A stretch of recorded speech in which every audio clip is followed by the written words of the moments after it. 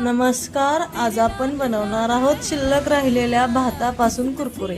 लागणारे साहित्य: शिल्लक राहिलेला भात, भिजवलेले पोहे, उकडलेला बटाटा, मिरची पावडर, हळद, जिरे, नुसार मीठ, कोथिंबीर. मिक्स करून घ्यायचं. कॉर्नफ्लॉवर, घट्ट पीठ मळून घ्यायचं. कुरकुऱ्याचे आकार द्यायचे.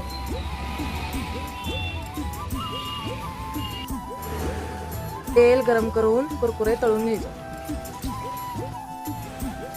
बारीक गॅसवरती तळून घ्यायचं.